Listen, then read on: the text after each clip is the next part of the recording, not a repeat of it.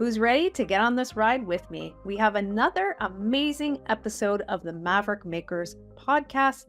We welcome Sholeh Alemi Fabbri to the show. She's been producing award-winning content for 2 decades and has received 3 Canadian Screen Award nominations.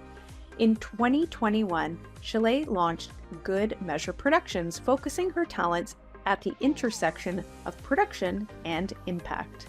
Recently, she produced the short animated doc Meteor by director Atefeh Khademolreza, which had its world premiere at TIFF 23 and won Best Canadian Short at the Kingston Canadian Film Festival 24.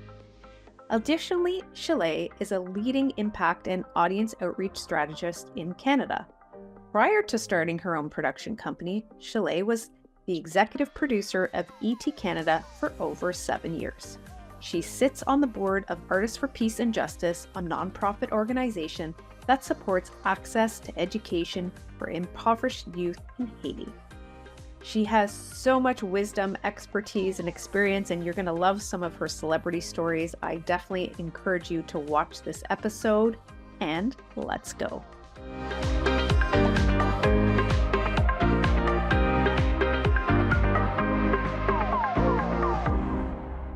Here we are in another episode of the Maverick Makers podcast. I am so excited to welcome a former colleague and friend, Sholeh Alemi Fabbri, onto the show today. Welcome. Hi, Michelle. It's so good to see you. Good to see you as well. I am so excited to get started to talk to you about everything producing, entertainment, all this amazing work you've been doing. So let's get right into it. So the first question that I always ask my guests is, what does the word maverick mean to you? I mean, my first joke, of course, is like the Tom Cruise Top Gun. That's what I think of first, truthfully. But I think it's somebody who kind of blazes their own path. I would say somebody who's kind of going out on their own is how I would define or think about a maverick. Absolutely. And I have to ask this question, but have you met Tom Cruise? Yes. Yes, Okay. I have. Yeah. Does he There's fit? a photo floating somewhere around, but I don't know where. Yeah. I'll have to get up. And tell me, what are some of the mavericks who have inspired you in your life thus far? Oh. I mean, there's the celebrity type of mavericks. I grew up loving Oprah, obviously, powerful woman on television. I really admired everything she was doing. My mother, of course, closer to home, is somebody that I've always really respected and admired. I mean, she did a lot. She was a single mom for a long time when I was growing up, and she really has done some amazing things in her life. So I also really loved Madonna growing up. We just, in the pre-combo, we mentioned her, but I liked that she was unapologetic. Absolutely. She really is. And she still is today. She owns that, which is fantastic. So let's get into your own maverick journey. So when we met, you were actually, I'm not even sure you were the exec producer at Entertainment Tonight Canada yet. I think you were just a producer. Yes, you were a producer. Yeah, I think so. So let's talk about your days producing, or even if you want to start us even earlier, how you got to Entertainment Tonight Canada and where you are today with your own company, Good Measure Productions. I came up through the broadcast side of television, so I worked on a lot of different shows and a lot of different genres. Like it wasn't like I was just doing entertainment. I worked on business, I worked on kids, I worked on health shows. I loved working on fashion television. That was one of my favorites. I had, grown up watching that and was so excited to be able to be part of that iconic show. I kind of landed in entertainment mostly because it was full-time work that was available and you could still have a life doing it, which I thought was important. And also a maternity leave, like you could be at a show that felt exciting and you could actually also have a family, which this business is not always that forgiving or doesn't always make it that easy. So that was certainly part of it. I only planned to be at ET Canada for a year. When I came on board, I was handling the film beat, and I loved that. I loved getting to be on set. I loved getting to go to a lot of award shows and film festivals and kind of be part of those worlds, which was incredible. And then I ended up being there for a really, really long time and doing a lot of different jobs, everything from senior producing to production manager, and then eventually exec producer for 7 years. Wow. Amazing. Mm-hmm. And a lot of change happened in that time when I was there. Like there was a lot, the industry was changing a lot. Both the Canadian industry, how people interacted with content changed a lot. Social media was very limited when I started, and obviously it's so dominant now. So there was just a lot of changes. And now we've got Good Measure Productions. So let's talk about that. Yeah, and now I have Good Measure Productions, which I call myself an accidental entrepreneur because I did not mean to have my own company. That was not my end goal. It wasn't something I was craving.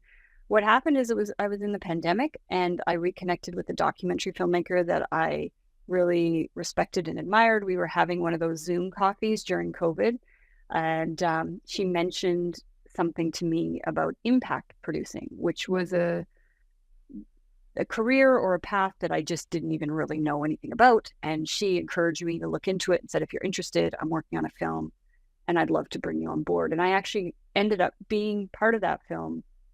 And it was a film that I, not only did I know nothing about impact producing, but I also didn't really know anything about whales. And it was a film about a critically endangered whale. So both those things were a huge learning curve, but I loved it. I loved the idea that all the skills that I had learned in television, in the broadcast side, I could now apply into this filmmaking world. And so I took all of that and I really made that shift. And then I realized that a lot of filmmakers don't really understand how to engage with audiences, and audience development is such a key critical piece of any film that you make. You want people to actually watch it after you've invested usually years of your life trying to tell that story. And I could share that with somebody. So that got me really excited. And so I thought I should actually build a business. So I started slowly. Nadine Pequeniza was the director of that film. She was incredibly giving in helping me navigate what impact work looked like. And over time, I slowly started to talk about it and tell other filmmakers. And now I've had the opportunity to work with a number of filmmakers across Canada and doing campaigns in Canada, in the US, and globally, which it's really exciting and humbling at the same time to see how you can play this small little part in actually affecting change, which is what impact producing really does. It's, and a lot of people don't understand what impact producing is. So so we're all on the same page of what that means. It's really giving people tools who are motivated and activated after seeing a film to do something. So maybe you want to sign a petition, maybe you want to volunteer, maybe you just want to alert other people to this item, this issue, or something going on in the world so that they can get involved too, because awareness can often be half the battle. And it can be in a range of issues. And so I do a lot with documentaries, but I do it also with narrative films and that means scripted films that are fictional, but can have some underlying important issues to highlight. So I've worked on films that talked about newcomers to Canada. It was a film called Peace by Chocolate, which is a great film. If you haven't seen it, highly recommend it. It's focused on Syrian refugees. So we talked about being a refugee or an immigrant to Canada and what that experience is like for a lot of people here in this country. I've done stuff on consent on campus.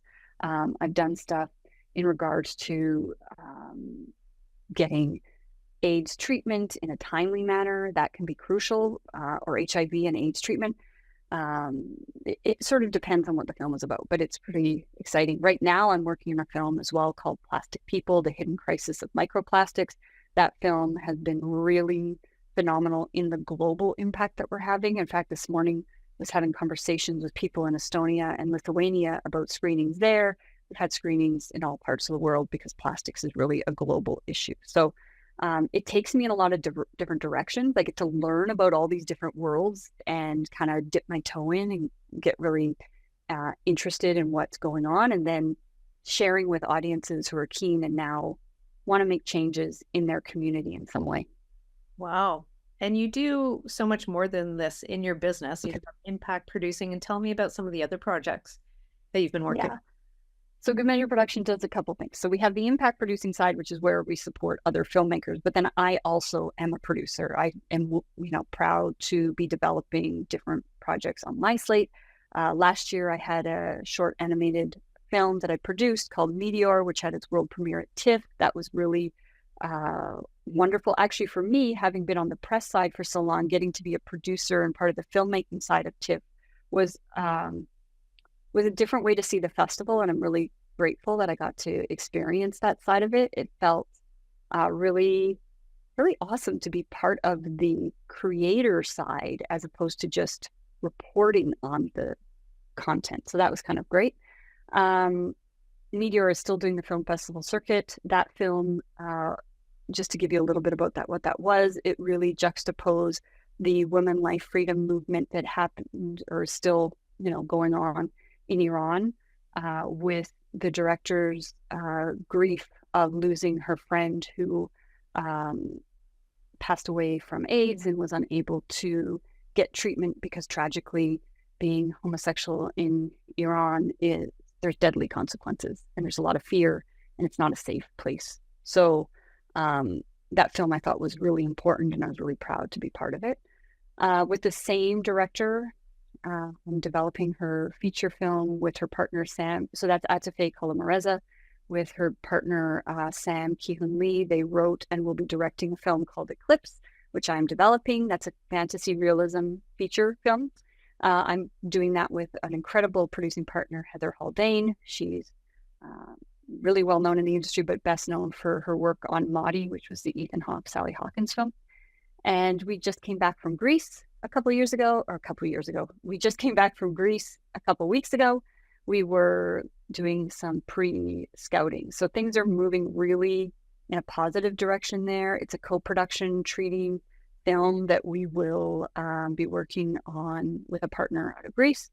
And so it's not early days, but we're still at least a year out from actually filming. So that'll take some time. And then I'm also doing a doc series with Jeannie Becker, who is an iconic television host from Fashion Television days, and Nora Felder, who is best known as a music supervisor for Stranger Things and Yellow Jackets. So the three of us have developed something, and we're just negotiating the development deal right now. So there'll be more about that soon, hopefully. Dun, dun, dun, dun, dun. Sorry, I had to. Yes. It's such a great theme song. But yeah, that's so exciting. And Jeannie Becker, and wow, that's amazing. So fingers crossed. That's fantastic. Good for you. Can't wait to watch. And I'm sure it's going to happen. Absolutely. So let's talk about who is the most interesting. I'm going to go back to since we're on sort of a segue of celebrities, but who do you think the most interesting and surprising celebrity that you've ever met? God, I'm so bad with this question. And honestly, the reason I'm so bad is it's like I forget people, right? Like at a certain point. So normally when somebody asks me, I say, who do you like? And then I usually have a story about them. Because you've worked with hundreds of celebrities. Yes, I have. And hey, tell me about Ryan Reynolds.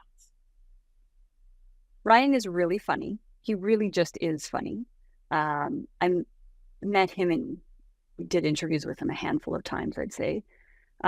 The latest night interview we ever did was a midnight red carpet at Sundance, and we had been standing around in the cold, and they were very kind and moved us indoors, which I was grateful for because it was late. And he showed up, and nobody knew he was there. They hadn't given us a heads up. Usually when you're standing on the red carpet, somebody lets you know. And we were the first position on the red carpet, and he just appeared, which kind of throws you all off. But he laughed about it, and we laughed about it. And of course, he had a great interview with our reporter. But yeah, he's a lot of fun, and he knows how to make everybody feel like he's talking to you personally and is connecting with you, which is a real power. And that quality of feeling connected to the person they're talking to is something you see with those triple A-lister types.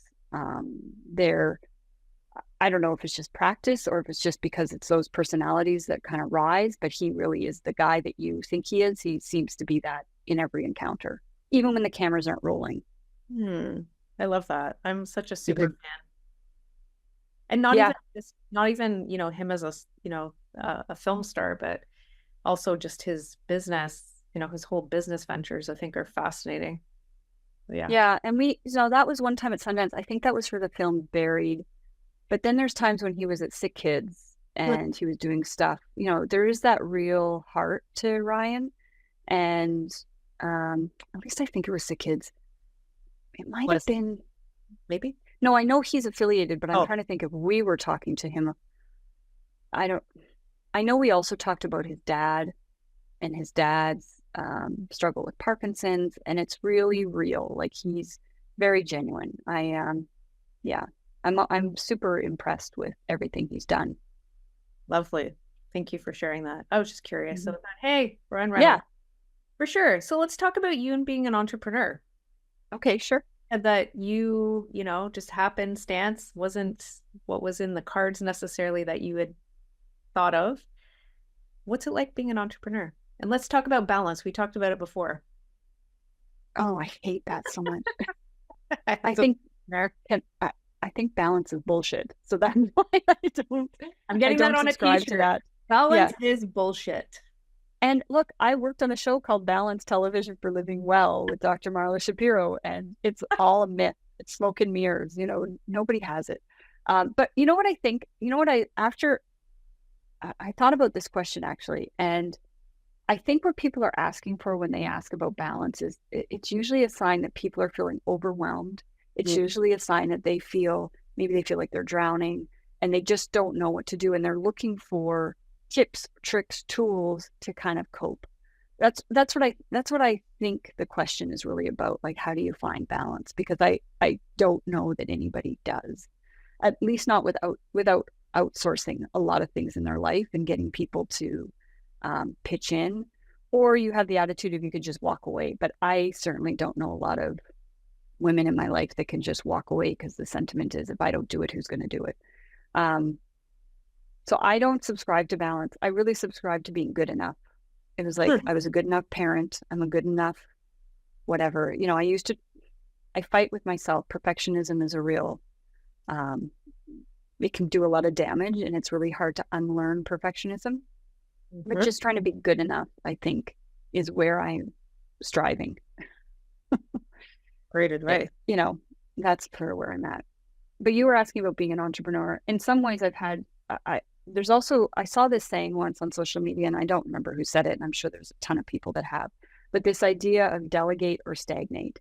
And I really do also subscribe to that. Now, delegating can sometimes feel expensive, and when you're on your own, you don't always have the funds to do that, but it really releases the mental energy, and it gives you that bandwidth maybe to be creative, or maybe to do the writing you need to do, or maybe just read. Like, I get sent a lot of scripts, which I really appreciate that people reach out, but it takes a minimum usually of about 2 hours to read a script. So finding 2 hours of uninterrupted time can be really hard.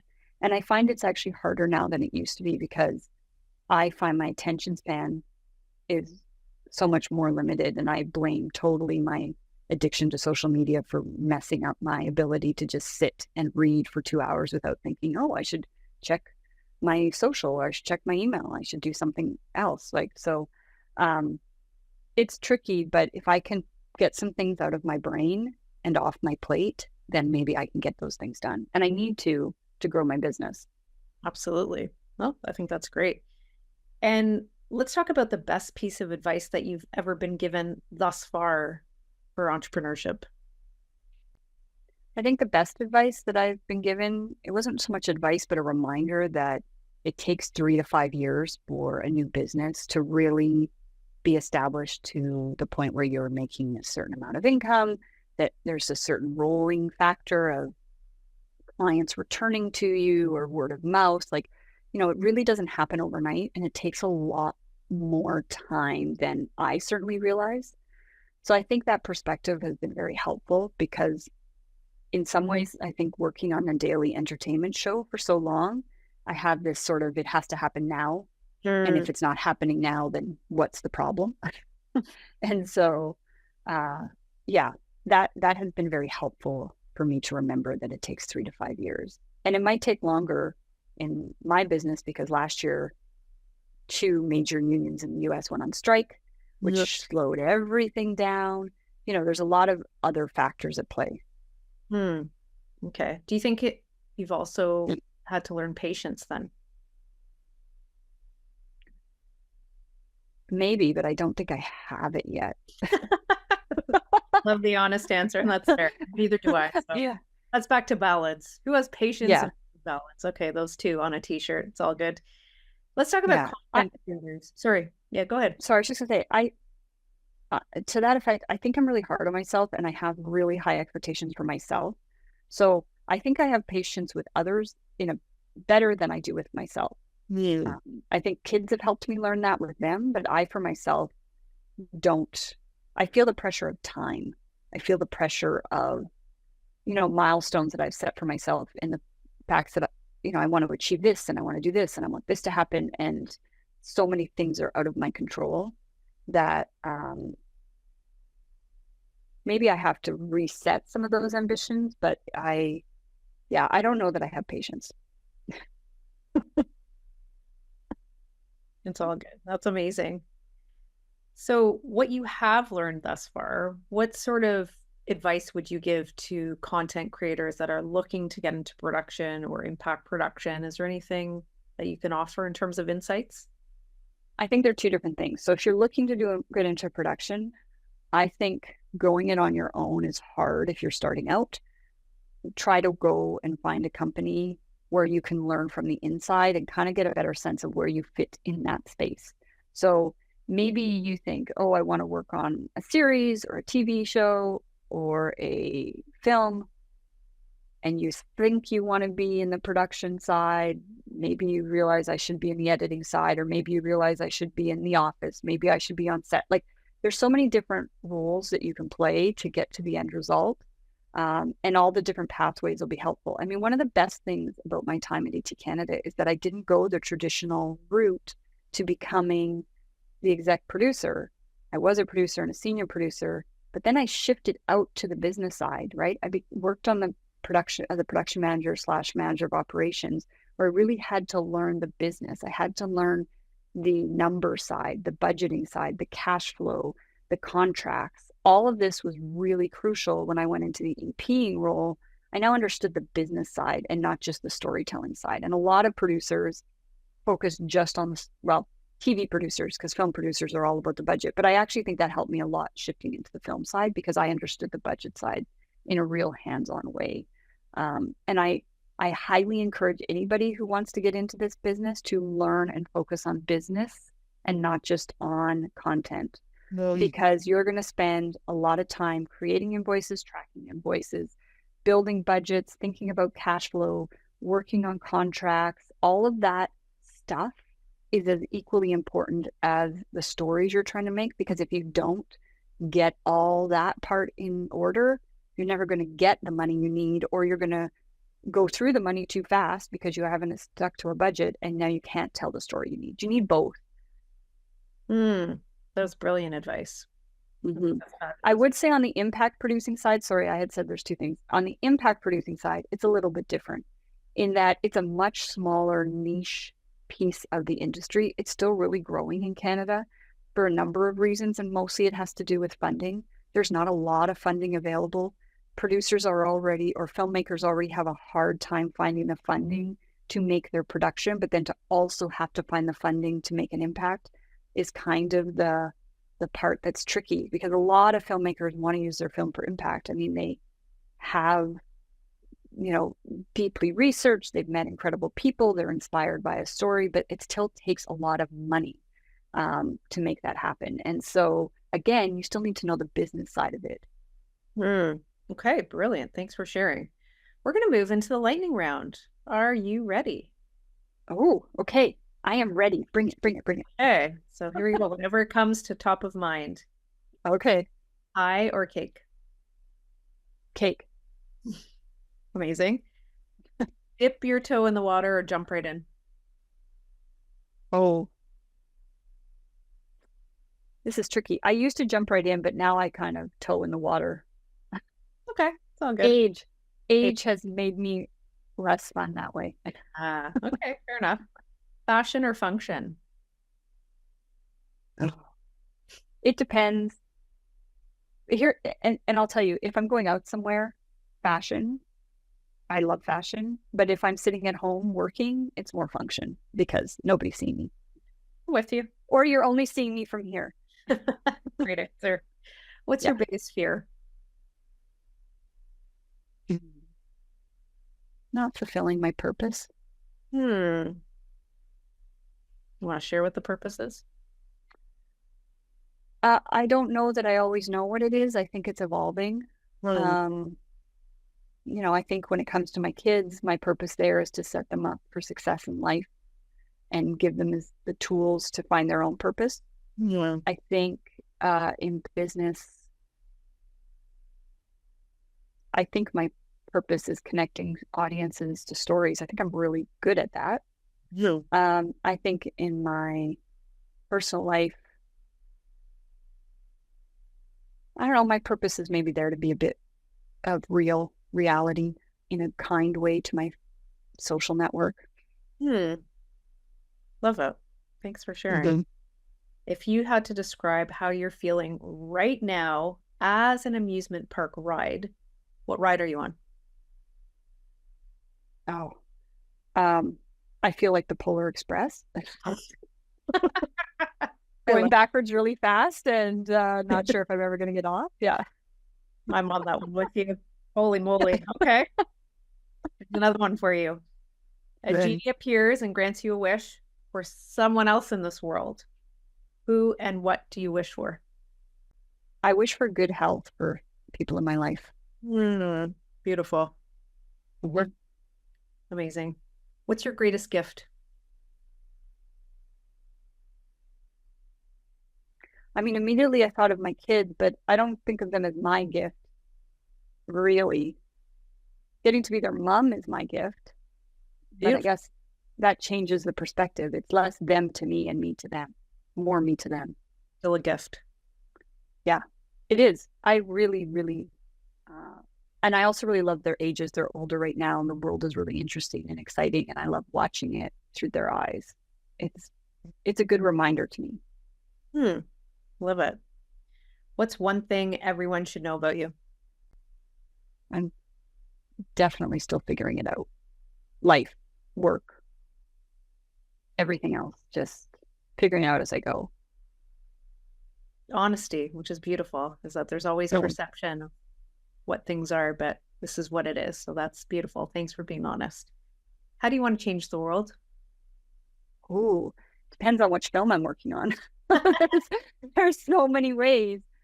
But honestly, I think what I love about the impact work that I do and the stuff that I get to do on the ground is I see the small differences that happen in community at the small level. I think often we focus on the big world changes, but the incremental smaller things that really can change a person's day-to-day have huge rippling effect. That's the stuff that I get most excited about. How do we make smaller differences that have those big impacts? I love it. Thank you. Final question. What's next? That's a great question. I don't really know, to be honest. On the path I'm going on, some really good stuff is happening, but I'm also trying to keep myself open for other possibilities because I'm pretty sure I don't have everything figured out, and I keep meeting new people and finding out about new things, and I want to be open to that. I don't want to feel like I have it all figured out. I really am a lifelong learner and I want to take it all in. Amazing. I'm with you. Thank you so much for this insightful conversation, sharing all your wisdom, experience, honesty. Yeah, maybe too honest. I don't know. Honest policy. It was just a pleasure, as always, to see you, your work, and thank you again. Thank you for asking me, Michelle. It was really unexpected and lovely. Thank you. The Maverick Makers podcast is sponsored by Maverick Makers Content Creation Collective. We fuel your content pipeline through video, photography, design, and editorial. Let's connect to your audiences and make more sales. Learn more at maverickmakersco.com.